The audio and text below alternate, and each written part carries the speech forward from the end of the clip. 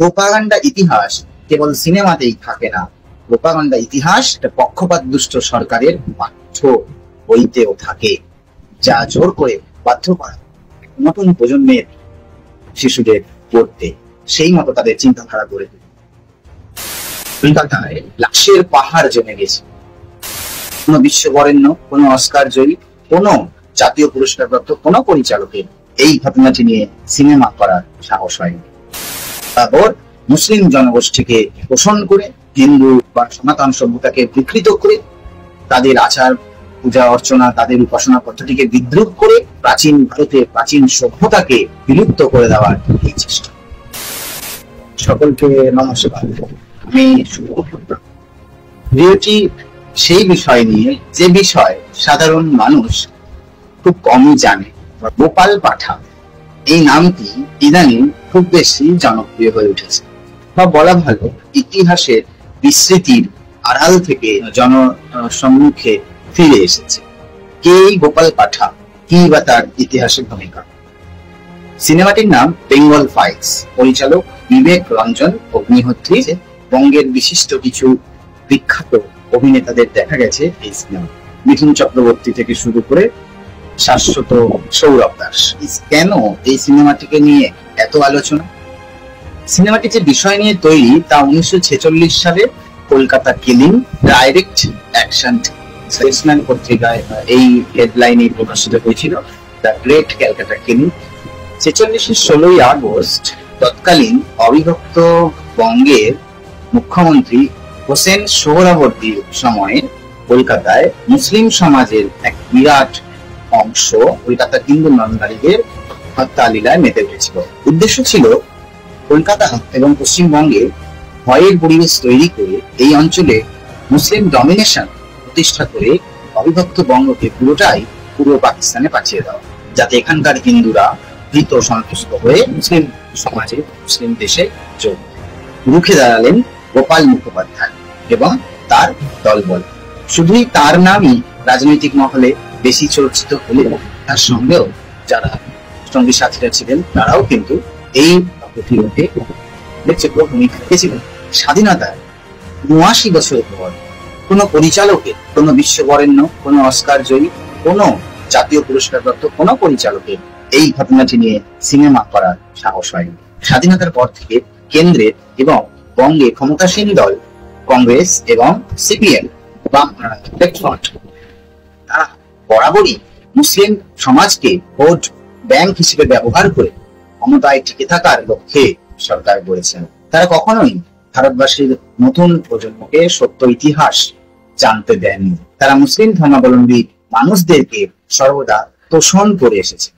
এখানে ব্যক্তিগতভাবে বলে রাখি, আমি কখনো কোনো ধর্ম, কোনো মতবাদ বা কোনো গোষ্ঠীর বিরুদ্ধে নয়, যতক্ষণ না সেই ধর্ম বা সেই মতবাদের কোনো কাজ বা কোনো অ্যাকশন সভ্যতাকে বা সমাজকে বা পৃথিবীকে সরাসরি বা প্রত্যক্ষ বা পরোক্ষভাবে ক্ষতি করে। খুবই সিম্পল এই নীতি। যা কিছু বিশ্ব সমাজের জন্য, মানব সভ্যতার জন্য, বিশ্বের প্রকৃতির জন্য উপকারী, তা যে ধর্ম মতেই হোক না কেন বা যে গোষ্ঠীর থেকেই আসুক না কেন, তা গ্রহণযোগ্য, এবং যা কিছু ক্ষতিকর তা যে ধর্ম, যে মত, যে গোষ্ঠী থেকেই আসুক না কেন তা বর্জনীয়। কেবল যা সত্য, যা ইতিহাস, যা বাস্তব, তাই নিয়ে আমরা আলোচনা। হ্যাঁ, সত্য কখনো কোনো কোনো পথের অনুসরণকারী বা সম্প্রদায়কে আঘাত করতে পারে, কিন্তু তাতে সত্যকে অস্বীকার করা যায়। সত্যকে সর্বদা স্বীকৃতি দিতে হবে। 1946 সালের 16ই আগস্ট কলকাতায় লাশের পাহাড় জমে গেছে। প্রথম 2 দিন মুসলিম জনগোষ্ঠীর আক্রমণ একতরফা ভাবে চলছিল। বউবাজার সংলগ্ন এলাকায় একজন মাংস বিক্রেতা গোপাল মুখোপাধ্যায়, তিনি জীবিকায় মাংস বিক্রেতা, এটি তার শেষ পরিচয় নয়। তিনি ছিলেন বিপ্লবী শিক্ষায় শিক্ষিত, বিপ্লবী ভাবধারায় উদ্বুদ্ধ একজন হিন্দু সচেতন ভারত প্রেমিক। এই প্রথম 2 দিনের মধ্যেই তার বন্ধু বান্ধব, সঙ্গী সাথীদের সংগ্রহ করে, জমায়েত করে তিনি রুখে দাঁড়িয়েছিলেন হিন্দু পক্ষ। কলকাতাকে মুসলিম শহর বা পাকিস্তানের অন্তর্ভুক্ত করার হাত থেকে তিনিই বাঁচিয়েছিলেন আমাদের। কেন্দ্রে নেহেরু ও জিন্না তখন চুপ। বাংলায় সোহরাওয়ার্দী সরকার তখন পুলিশকে সাধারণ নাগরিকের সুরক্ষা দেওয়ার কাছ থেকে সরিয়ে রেখেছেন। সেই নিয়ে সিনেমা, সেই কাহিনীর প্রেক্ষাপটেই সিনেমা বেঙ্গল ফাইলস। ইতিহাসের কোনো বিষয় নিয়ে যখন সিনেমা হচ্ছে পশ্চিমবঙ্গে, আমরা দেখতে পাচ্ছি আজকে স্বাধীন ভারতে বিভিন্ন ভাবে এই সিনেমাটিকে বিতর্কিত করে তোলার চেষ্টা করা হচ্ছে। কেন এই সিনেমাটির ট্রেলার লঞ্চে বাধা দেওয়া হচ্ছে? কেন এই সিনেমাটিকে তথাকথিত সো কল্ড বুদ্ধিজীবী বামফ্রন্ট গোষ্ঠী, যারা আজকে শূন্যে মহাশূন্যে মিলিয়ে গেছে পশ্চিমবঙ্গের রাজনীতিতে, তারা এই সিনেমাটিকে বিদ্রুপ করছেন কেন?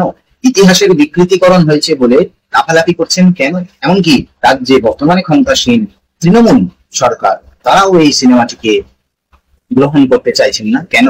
একটু বিচার বুদ্ধি যুক্তি দিয়ে বুঝলেই বোঝা যায় যে স্বাধীনতা পরবর্তীতে বঙ্গে এবং ভারতে যত সরকারই এসেছে, তাদের উদ্দেশ্য কোথাও না কোথাও গিয়ে একই পথে চলেছে। কি ছিল সেই উদ্দেশ্য? এক, মুসলিম সংখ্যা গোষ্ঠীকে তোষণ করে ভোট ব্যাংক হিসেবে ব্যবহার করা, তাদের জন্য কখনো কখনো কোনো কোনো জায়গায় পৃথক আইন, তাদের জন্য আলাদা করে ওয়াকফ বোর্ড, তাদের জন্য 3 তালাক প্রথা বহু যুগ ধরে চলে এসেছে। অথচ ভারত ছিল ধর্মনিরপেক্ষ, একটি ধর্ম নিরপেক্ষ দেশ, যেখানে ধর্মের ভিত্তিতে সরকার কখনো ভেদাভেদ করে না। সেই দেশে ধর্মীয় সংখ্যালঘু এই কারণের জন্য আলাদা কোনো সুবিধাও দেওয়াটা সমীচীন নয়। ব্যাপারটি দ্বিমুখী নীতি হয়ে যাচ্ছে। একদিকে যখন আমরা বলছি আমাদের দেশ ধর্ম নিরপেক্ষ, রাষ্ট্র কখনো কোনো ধর্মের ভিত্তিতে কোনো মানুষের মধ্যে ভেদাভেদ করে না, তাহলে সেখানে আলাদা করে ধর্মীয় সংখ্যালঘুর উপর ভিত্তি করে আলাদা স্কলারশিপ, আলাদা তাদের জন্য সুযোগ সুবিধা, আলাদা আইন স্বাধীন ভারতে বহুকাল ধরে চলছে। আইন শৃঙ্খলা বজায় রাখার দায়িত্ব শুধুই কি এই ভারতবর্ষের সভ্যতার প্রাচীন থেকে বসবাসকারী সনাতন হিন্দুদের? এটা হতে পারে না। আইন সকলের জন্য সমান। তো সেক্ষেত্রে দেখা যাচ্ছে বঙ্গের রাজনীতিতেও একই এজেন্ডার প্রতিফলন। বরাবর মুসলিম জনগোষ্ঠীকে পোষণ করে, হিন্দু বা সনাতন সভ্যতাকে বিকৃত করে, তাদের আচার পূজা অর্চনা, তাদের উপাসনা পদ্ধতিকে বিদ্রুপ করে প্রাচীন ভারতের প্রাচীন সভ্যতাকে বিলুপ্ত করে দেওয়ার এই চেষ্টা। বামফ্রন্টের এতে একটাই উদ্দেশ্য, কারণ তাদের আমদানি করা যে কমিউনিজম থিওরি, বিদেশি লেনিন, বিদেশি মার্কস, বিদেশি এঙ্গেলস, এদের থিওরিকে বঙ্গে প্রতিষ্ঠিত করতে সুবিধা হবে যদি ভারতের প্রাচীনতম যে সভ্যতা, যে সনাতন সভ্যতা, তাকে কালিমালিপ্ত করা যায়, তাকে বিদ্রুপ উপহাস করা যায়, হিন্দুদের ধর্মীয় বিচার, ধর্মীয় আচার, এগুলিকে উপহাস করা যায়, এগুলিকে কুসংস্কার বলে লাগিয়ে দেওয়া যায়। আজ তাই সত্য ইতিহাস সবার সামনে এসে পড়ছে, তাই এদের সমস্যা তৈরি হচ্ছে এই গোষ্ঠীর। আজকে যারা যারা প্রশ্ন করছেন যে ইতিহাসের বিকৃতিকরণ হয়েছে, যদি তিনি একজন ইতিহাস গবেষক হন বা না হন, তার কিন্তু অধিকার আছে সঠিক ইতিহাসটি সুপ্রিম কোর্টের সামনে তুলে ধরে জনস্বার্থ মানব। তিনি সেই কাজটি করুন, প্রমাণ দিন, বিচার আদালতে চলবে। ভারতের কলকাতার বুকে জন্ম নেওয়া গোপাল মুখোপাধ্যায়, যিনি একজন বীর বিপ্লবী সন্তান ছিলেন, তাকে শ্রদ্ধা করার বদলে এই বামফ্রন্ট, যারা নেতাজিকে দেশদ্রোহী তোজোর কুকুর বলে অভিহিত করেছিল, তারা এই ভারতের কলকাতার বুকে জন্ম নেওয়া এই বাঙালি হিন্দু বীর গোপাল মুখোপাধ্যায়, তাকেও বিদ্রুপের স্বরে গোপাল পাঠা বলেই লোক সমাজে অভিহিত করে এসেছে। তার জীবিকা যেহেতু ছিল মাংস বিক্রি, সেই জীবিকার জায়গায় তাকে বিদ্রুপ করে গোপাল পাঠা নামেই তার পরিচিতি তারা করেছে। তো ভারতের জনগণ, ভারতের নতুন প্রজন্ম, তাদের মাথায় যথেষ্ট বুদ্ধি আছে, তাদেরকে নিয়ে আমরা আশাবাদী। ভারতবাসী, আমি আশাবাদী, তারা ঠিক ও ভুল, দিন ও রাত্রি, সত্য মিথ্যা, এর মধ্যে খারাপ করতে জানে। প্রোপাগান্ডা ইতিহাস কেবল সিনেমাতেই থাকে না, প্রোপাগান্ডা ইতিহাস একটা পক্ষপাত দুষ্ট সরকারের পাঠ্য বইতেও থাকে, যা জোর করে বাধ্য করা নতুন প্রজন্মের শিশুদের পড়তে, সেই মতো তাদের চিন্তাধারা গড়ে তুলবে। তো পাঠ্য বইয়ের ইতিহাসটা প্রোপাগান্ডা নাকি সিনেমার ইতিহাসটা প্রোপাগান্ডা, তা জনগণের ওপর ছেড়ে দেওয়াই ভালো। ভারতের জনগণ এতটাও বোকা নয়, বা বঙ্গের জনগণ এতটাও বোকা নয় যে তারা সত্য আর প্রোপাগান্ডার মধ্যে পার্থক্য করতে পারে না। আগামী দিনে সকলের উচিত, সকল হিন্দু বাঙালি যুবক যুবকদের উচিত পড়াশোনার পাশাপাশি, শিক্ষা গ্রহণের পাশাপাশি তাদের দেশমাতৃকার, দেশমাতার আসল ইতিহাসটিকে জানা, এবং পড়াশোনার সাথে সাথে নিজেদের শরীর চর্চা, খেলাধুলো, আত্মরক্ষার কৌশল, এগুলোও শেখা। পাড়ায় পাড়ায় গলিতে গলিতে গোপাল পাঠা তৈরি হয়। তবেই আমাদের এই ভারত আবার জগত সভায় শ্রেষ্ঠ আসন। আপনারা সবাই বেঙ্গল ফাইলস দেখুন, অবশ্যই দেখুন। একটি সিনেমা বা একটি কোনো কন্টেন্ট যা সারা দেশে আলোড়ন সৃষ্টি করেছে, দেশের বাইরে আলোড়ন সৃষ্টি করেছে, তা সত্য না মিথ্যা সেটি বোঝার জন্য, তা প্রোপাগান্ডা না ফেক সেটি বোঝার জন্য কিন্তু আপনাকে সিনেমাটি দেখতে হবে। সত্য কখনো চাপা থাকে না। মেঘের আড়ালে সূর্য ঢাকা পড়ে থাকতে পারে, কিন্তু তার মানে এই নয় যে সূর্য অস্ত চলে গেছে। আপনারা সকলে বেঙ্গল ফাইলস অবশ্যই দেখুন। যত কুচক্রী, যত প্রোপাগান্ডানিস্ট আছেন যারা ভোট ব্যাংকের স্বার্থে, ক্ষমতার স্বার্থে একটি বিশেষ সম্প্রদায়কে অশিক্ষিত করে রেখে কেবল তাদের ভোটের পুঁজি বানাতে চায় এবং বিদেশি কোনো থিওরি আমদানি করতে চায় ভারতের বুকে, জোর করে তাদের রুখে দিন। এই গোপাল পাঠা ছিলেন নেতাজি সুভাষচন্দ্র বসুর লোক। এ প্রসঙ্গে একটি প্রতিবেদন আমাদের হাতে এসেছে, আপনাদের সকলের সঙ্গে ভাগ করে নিতে চাই। শুনুন। 1946 সালের 16ই আগস্ট মুসলিম লীগের ডাইরেক্ট অ্যাকশন ডে এর ডাকে শুরু হওয়া সাম্প্রদায়িক হিংসাকে ঘিরে কলকাতায় নৃশংস হত্যাকাণ্ড শুরু হয়েছিল। কলকাতা কিলিং এর ৭৯তম বার্ষিকীতে ভারত মাতার সন্তান গোপাল মুখোপাধ্যায়, যিনি গোপাল পাঠা নামেও পরিচিত, তার সম্পর্কে জানব। 1946 সালের 16ই আগস্ট কলকাতা ভয়ঙ্কর সাম্প্রদায়িক হিংসা দেখেছিল, যা 4 দিন স্থায়ী হয়েছিল এবং 10,000 জন প্রাণ হারিয়েছিল। সাম্প্রদায়িক হিংসা এবং হত্যাকাণ্ড কলকাতার ইতিহাসে এমন এক ঘটনা, ইতিহাসবিদ সুরঞ্জন দাস যাকে বাংলা ভাগের দাঙ্গা বলে অভিহিত করেছেন। পাকিস্তান তৈরির জন্য মুসলিম লীগ প্রত্যক্ষ সংগ্রামের ডাক দিলে শহর কলকাতা জুড়ে শুরু হয়ে যায় হিন্দু গণহত্যা। নেহেরু তখন দিল্লিতে অন্তর্বর্তীকালীন কেন্দ্রীয় সরকারের প্রধান, আর অখণ্ড বাংলার শাসনের দায়িত্ব পেয়েছিল মুসলিম লীগ এবং এখানকার মুখ্যমন্ত্রী ছিল সুরাবর্দী। সুরাবর্দীর নির্দেশেই কলকাতায় শুরু হয় এই হিন্দু গণহত্যা। সকাল 10টার পর থেকে যে হিন্দু নিধন জিহাদ শুরু হয়েছিল তা পরের দিন অর্থাৎ 17 তারিখেও বন্ধ হয়নি। তৎকালীন বাংলার প্রধানমন্ত্রী হোসেন সোহরাবর্দী ও খোয়াজা নাজিম উদ্দিন উন্মত্ত মুসলিম জনতাকে সময় দিয়েছিলেন 24 ঘন্টা। তার মধ্যেই পৃথক পাকিস্তানের দাবিতে হিন্দু ঘরবাড়ি, দোকানপাট, লুটপাট, হিন্দু মেয়েদের ধর্ষণ, হিন্দু যুবদের খুন ইত্যাদি যা কিছু করে নেওয়ার লক্ষ্যে ঝলসে উঠেছিল সোট, ছুরি, লোহার বার ও অন্যান্য অস্ত্রশস্ত্র। পুলিশকে বিরত রাখা হয়েছিল কোন রকম ব্যবস্থা নেওয়ার থেকে। চোরবাগান এলাকায় 18 বছরের তরতাজা তরুণকে কুপিয়ে মারা হলো প্রকাশ্য রাস্তায়। মুক্তারামবাবু স্ট্রিটে একটি ধর্মশালার ভিতর থেকে 6 জনকে রাস্তায় বের করে এনে কোপানো হলো। প্রখ্যাত শিল্পী ছবি বিশ্বাসের বাড়ি ভাঙচুর করে ক্ষান্ত হয়নি জিন্নার বাহিনী। হত্যা করলো ঐতিহাসিক যদুনাথ সরকারের বড় ছেলে। শিয়ালদাহের কাছে একটি হিন্দু পরিবারের সবাইকে খুন করে পরিবারের এক যুবতীকে নগ্ন করে প্রকাশ্য রাস্তায় হাঁটানো হলো। মাংসের দোকানগুলিতে ঝুলানো হলো শয়ে শয়ে হিন্দু যুবতীদের রক্তাক্ত মৃতদেহ। বিভিন্ন হাসপাতাল সূত্রে জানা গেছিল 2000 মানুষকে খুন করা হচ্ছে, আহত হয়েছেন 8000-এর মতো। কিন্তু বাস্তব ছিল আরো বিভৎস। কয়েক হাজার মৃতদেহ কলকাতার রাজপথে পড়ছে, যারা হাসপাতাল পর্যন্ত পৌঁছতেই পারে। চিল শকুনের টুকরে টুকরে খাচ্ছিল তাদের মৃতদেহ। পরে রাস্তাতেই করা হয় সৎকার। শুধু মেটিয়াবুরুজের লিচু বাগানের কাছেই খুন করা হয় 600 মানুষ। কেশুরাম কটন মিলের ওই শ্রমিকের বেশিরভাগই ওড়িয়া ছিল। কলকাতায় ছিল মহড়া, আর পুরো উদ্দেশ্যটি কার্যকর করা হয় নোয়াখালীতে। 1931 খ্রিস্টাব্দে কলকাতায় বসবাসকারী মানুষের মধ্যে 31.70% ছিল বাইরের রাজ্য থেকে আসা এবং 30% ছিল কলকাতার বাইরের জেলাগুলি থেকে আসা লোকজন।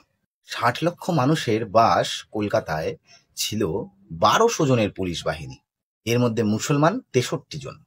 এছাড়া ডেপুটি কমিশনার ও একজন ওসি ছিলেন মুসলমান।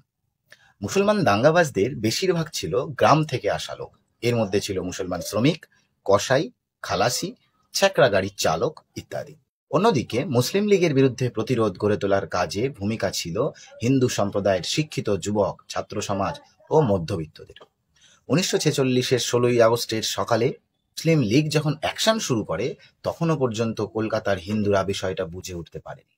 কারণ ওই দিন বিকেলে কলকাতার তথাকথিত প্রগতিশীল ধর্মনিরপেক্ষ হিন্দুরা ময়দানে মনুমেন্টের তলায় মুসলিম লীগ ও ভারতের কমিউনিস্ট পার্টির যৌথ মিটিং শুনতে গিয়েছিলেন।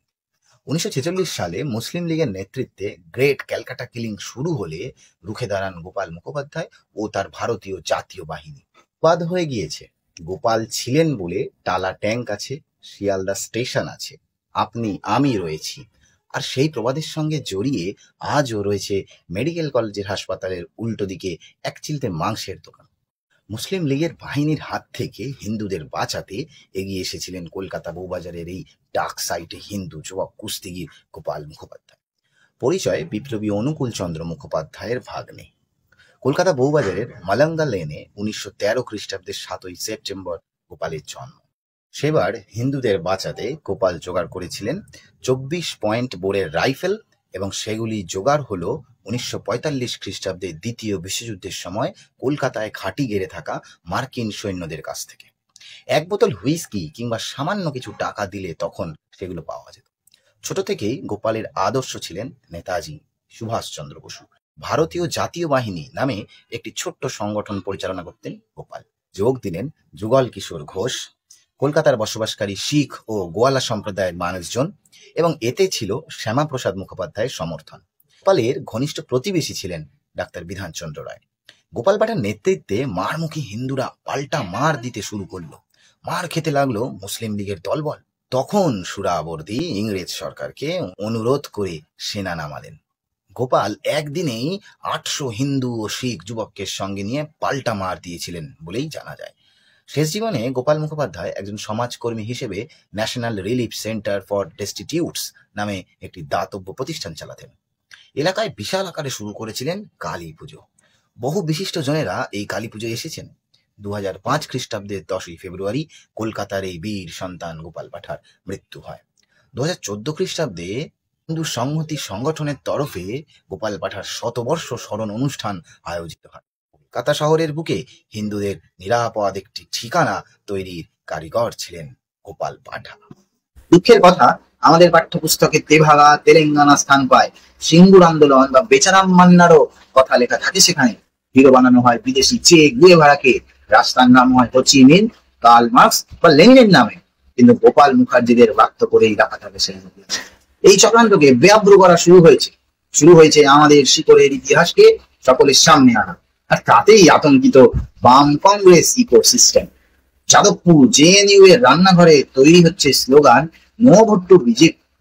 আর কলকাতার মেয়র প্রকাশ্যে ঘোষণা করছেন আগামী কয়েক বছরের মধ্যেই কলকাতা মুসলিম প্রধান হবে, ইনশাল্লাহ সবাই উর্দু বলা শুরু করবে, মাইনরিটি থেকে মুসলিম সম্প্রদায় মেজরিটি হবে। এই কথাগুলি কলকাতার মেয়রের পদে থাকা ব্যক্তি ঘোষণা করছেন অন ক্যামেরা। এর বিরুদ্ধে লড়াই জারি থাকবে শেষ রক্তবিন্দু পর্যন্ত। সাধারণ মানুষ সিদ্ধান্ত নেবে কোন দিক বেছে নেবে। তারা পাঠ্য বইয়ের প্রোপাগান্ডা ইতিহাস করবে, নাকি তারা সত্য ইতিহাসকে তাদের নিজের মস্তিষ্ক দিয়ে খুঁজে বার করে দেখবেন এই বামপন্থী বলে যারা নিজেদেরকে পরিচয় দেন পশ্চিমবঙ্গে, তারা শতকরা 90% পূর্ববঙ্গ থেকে, পূর্ব পাকিস্তান থেকে ইসলামী জঙ্গি যারা উগ্রপন্থী, তাদের কাছে তারা খেয়ে তাদের ভিটে মাটি, তাদের সম্পদ ছেড়ে ভারতের আশ্রয় পশ্চিমবঙ্গে এসেছে। এবং এখানে এসে তাদের সেই কাপুরুষতা, তাদের সেই পিছু হটে যাওয়ার কাহিনী, সেটিকে লুকিয়ে রেখে, সেটিকে সাইড করে দিয়ে ধর্মনিরপেক্ষতার একটি বুলি পরবর্তী প্রজন্মকে করিয়ে যাচ্ছেন। সনাতন হিন্দু ধর্মই ধর্মনিরপেক্ষ। সনাতন হিন্দু ধর্ম বলে একম সদ বিপ্রা বহুধা বদন, অর্থাৎ সত্য এক, জ্ঞানীরা তাকে নানা নামে ডাকে। সনাতন হিন্দু ধর্ম বলে একম ব্রহ্ম দ্বিতীয় নাস্তি, অর্থাৎ সত্য এক, দুটি নেই, ঈশ্বর এক, দুটি নেই, বাকি সব তারই রূপে প্রকাশ হয়। অর্থাৎ প্লুরালিজম বা বহুত্ববাদ বা পরমত সহিষ্ণুতা, এটি সনাতন হিন্দু ধর্মেই দেখা যায়। সনাতন হিন্দু ধর্ম বলে বসুধৈব কুটুম্বকম, অর্থাৎ সমগ্র বসুধা, সমগ্র পৃথিবী আমাদের অতিথি, আমাদের আত্মীয়, যা অন্য কোনো ধর্মে দেখা যায় না।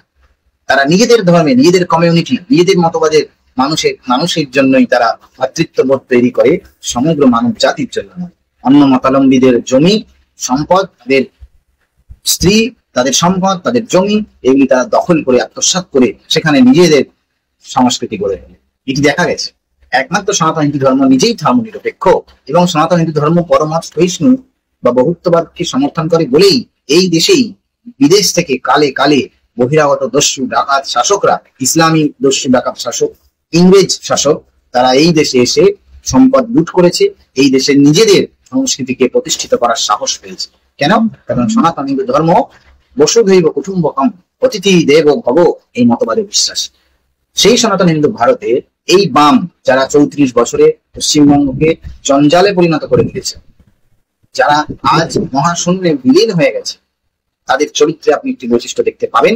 সেটি হচ্ছে তারা খাবে ভারতে, থাকবে ভারতে, দালালি করবে চীনের, দালালি করবে ভেনেজুয়েলার, দালালি করবে প্যালেস্টাইনের। নিজের বাড়ির পাশে বাংলাদেশে যে হিন্দুদের, পূর্ববঙ্গে যে হিন্দুদের উপর অত্যাচার হয়েছে 1947 নোয়াখালীতে গণহত্যা, হালে 2023-24 সাল থেকে যে হিন্দুদের উপর নির্যাতন, দুর্গাপূজায় মূর্তি ভাঙা, তখন আপনি তাদেরকে বলতে শুনবেন না সেভ বাংলাদেশি হিন্দু।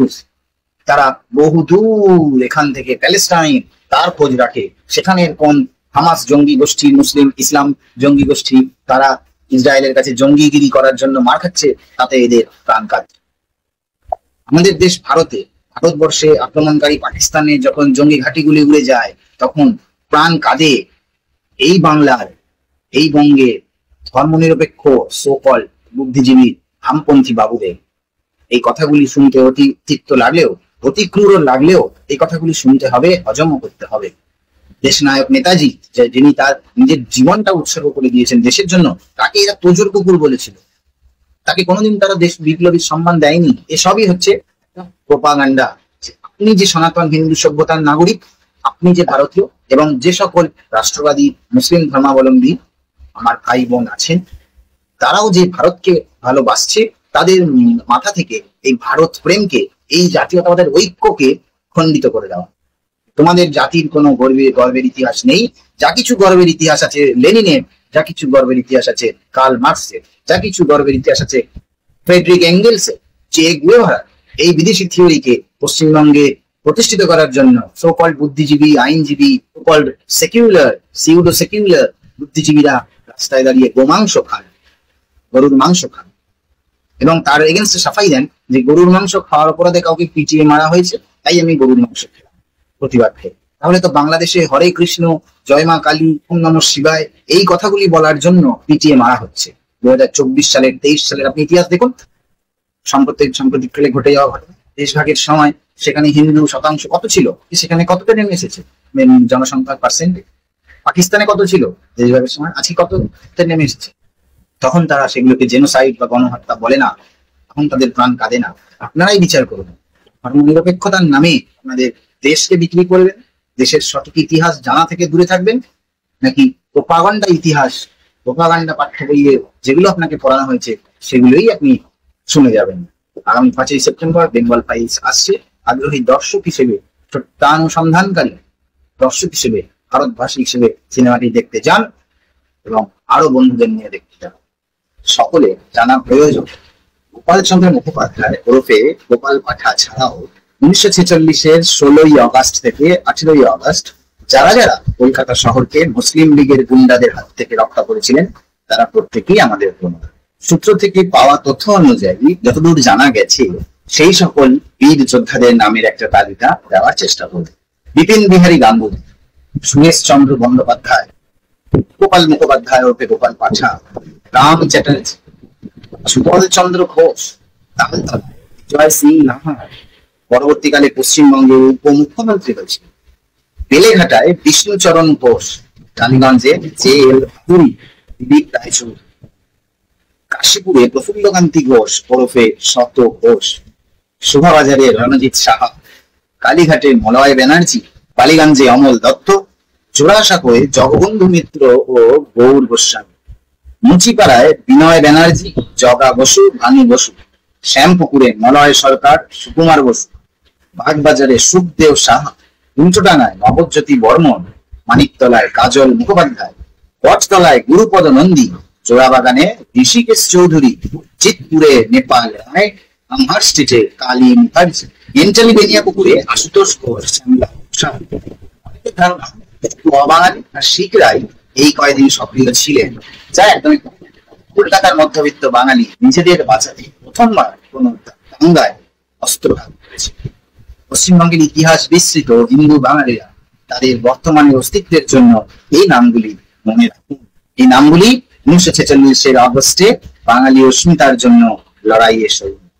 প্রসঙ্গত বলে রাখি, বাঙালি বলতে আমি হিন্দু বাঙালি বুঝি, কারণ বাঙালির শিকড় তো হিন্দু। বাংলা ভাষা বৈদিক সংস্কৃত থেকে প্রাকৃত, মাগধী প্রাকৃত অপভ্রংশ হয়ে ধাপে ধাপে আজকের এই বাংলায় এসেছে। বাংলা কখনো আরবি উর্দু থেকে আসেনি বা তুর্কি ভাষা থেকে আসেনি, বরং আরবি উর্দু তুর্কি ভাষা বাংলায় এসে বাংলা দখল করে বাংলা ভাষার মধ্যে অনুপ্রবেশ ঘটিয়েছে। আজকে আমাদেরকে এগুলো বোঝানো হচ্ছে এই ভাষাগুলো তো বাংলার মধ্যে এসে গেছে, এখন এগুলোকে বাংলা বলে মেনে নাও। আমি যে শার্ট পরে আছি, যে প্যান্ট পরে আছি, হ্যাঁ, তা আমি আজকে যুগের সঙ্গে তাল মেলাতে পরে আছি, কিন্তু কখনোই আমি প্যান্ট শার্টকে ভারতীয় পোশাক করবো না। ভারতীয় পোশাক dhoti, Punjabi, pant shirt English পোশাক, ব্রিটিশ পোশাক। আমি কাপে চা খাই, গ্লাসে জল খাই, পেন দিয়ে লিখি, এই শব্দগুলো আমি আজও বলি, আমিও বলি, যুগের সঙ্গে তাল মেলাতে গেলে বলি কমিউনিকেশনের সুবিধার জন্য।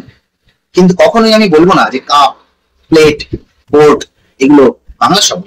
তো সুতরাং যেসব বুদ্ধিজীবী, সো কল্ড বুদ্ধিজীবীরা বলে থাকেন আদালত, রায়, হাকিম, উকিল, এই শব্দগুলো তো আরবি শব্দ, এই বাংলা শব্দ তো তুর্কি শব্দ, এগুলো তো বাংলায় আচ্ছা ব্যবহার হচ্ছে, তাহলে এগুলো কোন ভাষা? হ্যাঁ, এগুলো বাংলায় ব্যবহৃত হচ্ছে, কিন্তু এগুলো বাংলা ভাষা নয়, বাংলায় ব্যবহৃত হওয়ার ভাষা। ঠিক সেরকম আব্বু, আম্মু, দুলাভাই, খালা, নাস্তা, ফুফা, এই যে ভাষাগুলো যারা বলেন তারা কখনোই বাংলা ভাষা বলছেন না, তারা এই ভাষাগুলিকে বাংলায় ব্যবহার করছে। আমার প্রতিবেশী আমার বাড়িতে আসলে আমি তাকে আদর যত্ন করবো, কিন্তু সে আমার বাড়ির লোক হয়ে যায়। ঠিক সেরকম প্রতিবেশী দেশের বা অন্য কোনো দেশের তার সংস্কৃতি যদি আমার প্রয়োজন হয়, আমি প্রয়োজনে তা ব্যবহার করব। কারোর কোনো কিছু ভালো থাকলে বা কাজের উপযোগী থাকলে সেটা নেব, কিন্তু তার মানে এইটা নয় যে আমি বলবো যে সেইটাই আমার অরিজিনাল ভাষা, আমার অরিজিনাল উৎস। এটা বুঝে নিতে হবে। সকল সো কল্ড বুদ্ধিজীবী যারা এই কথাকে, আপনাদের এই কথা দিয়ে ডিফেন্ড করেন এই লজিককে, যে বাবা শব্দটা তুর্কি শব্দ, অনেক ঢুকে গেছে এরকম আরবি ফার্সি শব্দ, হ্যাঁ ঢুকে গেছে, কিন্তু এগুলো বাংলা ভাষা নয়। বাংলায় পেন বলা হয় না, বাংলায় কলম বলা হয়। আমি পেন কথাটা রোজই বলি, ব্যবহার করি, কিন্তু পেনকে আমি বাংলা শব্দ বলবো না। যখন আমাকে কেউ জিজ্ঞেস করবে পেন শব্দটির বাংলা শব্দ কি, আমি বলবো কলম। অফিস শব্দটির বাংলা শব্দ কি, আমি বলবো কার্যালয়। চেয়ার শব্দটির বাংলা শব্দ কি, আমি বলবো কেদারা। আমি কখনোই বলবো না চেয়ার হলো বাংলা শব্দ, কারণ এখন তো বাংলায় ব্যবহার করে। এই মূর্খের মতন লজিক দিয়ে আপনারা একদম ডিফেন্ড করার চেষ্টা করবেন না। আজকে একটা সিনেমা এই বাংলায়, এই বঙ্গে চলতে দেওয়া হচ্ছে না কেন, তার এগেন্সে প্রতিরোধ করা হচ্ছে কেন? কি আছে সেই সিনেমাটির মধ্যে? কি এমন পাবলিক জেনে যাবে যার জন্য আজকে ক্ষমতাসীন সরকার এবং কিছু মহাশূন্যে বেরিয়ে যাওয়া বিদেশি দল তারা এটিকে নিন্দা করছে? সিনেমাটিতে সত্যি ইতিহাস বিকৃত হয়েছে কি হয়নি সেটা জনগণ বিচার করবে। Who are you to judge this? Who are you to decide this? জনগণ বিচার করবে, মহামান্য আদালত বিচার করবে। আপনি জনস্বার্থ মামলা করুন আপনার যদি প্রবলেম থেকে যায়। সাধারণ বাঙালি, হিন্দু বাঙালি, বাঙালি বলতে হিন্দু বাঙালিকেই বুঝি, কারণ ভারতবর্ষের এই ভারত উপমহাদেশের 95% মুসলিম কনভার্টেড বা ধর্মান্তর। কখনো মুঘল সুলতান, মুঘল বাদশাহ, নিজাম, এই শাসকদের সন্ত্রাসের সামনে, তরোয়ালের সামনে, বন্দুকের সামনে তারা ধর্মান্তরিত হয়েছে, কখনো বা কোনো কিছু লোভে, বা কখনো বা সনাতন ধর্ম থেকে মনোমালিন্যের জেরে তারা নতুন কোন ধর্মমতকে আঁকড়ে ধরতে চেয়েছেন। যে কারণেই হোক, ইতিহাস আমরা বলতে পারি না। বাঙালির শিকড় হিন্দু, সনাতন হিন্দু। সিন্ধু নদের পার্শ্ববর্তী যে সভ্যতা তাকেই বিদেশিরা হিন্দু বলে, এবং সেই সভ্যতাই সনাতন সভ্যতা, যেখানে একম ব্রহ্ম দ্বিতীয় নাস্তি, একম সৎ বিপ্রা বহুধা বদন্তি। এ কথার মানে হলো ঈশ্বর এক, দ্বিতীয় কেউ নেই, ঈশ্বর তারই প্রকাশ মাত্র। এবং একম সৎ বিপ্রা বহুধা বদন্তি, অর্থাৎ সত্য এক, জ্ঞানীরা সেই একই সত্যকে নানা নাম জানে। অন্য কোন ধর্ম মতে, সকল ধর্ম মতে এই সহিষ্ণুতা নেই, এই পরমত সহিষ্ণুতা, এই বহুত্ববাদ নেই। এই কথা আমি জোর গলায় বলি। তারা তাদের মতবাদকেই ঠিক বলে প্রতিপন্ন করতে চায়, এবং সেটি প্রতিষ্ঠা করার জন্য এত যুদ্ধ, সন্ত্রাস, দাঙ্গা করে বেড়ায়। সেই যদি আমরা প্রাচীন ইতিহাস থেকে, এই কথা একজন মানুষ হিসেবে, নিরপেক্ষ হিসেবে ইতিহাসকে দেখেই বলা যায়। আজকে একটি সিনেমার ট্রেলার লঞ্চে, একটি সিনেমার মুক্তি পেতে কোনো ক্ষমতাসীন সরকার যখন বাধা সৃষ্টি করে, তখন বুঝতে হবে সেই দেশে, সেই রাজ্যে গণতন্ত্র চলছে না। গণতন্ত্রের চতুর্থ স্তম্ভই হলো সংবাদ মাধ্যম। মত প্রকাশের স্বাধীনতা প্রতিটি গণতন্ত্রে আছে, সেখানে মত প্রকাশের স্বাধীনতা কোথায়? ক্ষমতা সেই মত প্রকাশের গলাকে টুটি চেপে ধরেছে। একেই বলে ফ্যাসিবাদ, একেই বলে ফ্যাসিস্ট আচরণ। জয় হিন্দ, বন্দে মাতরম, ভারত মাতার জয়, জয় বঙ্গ।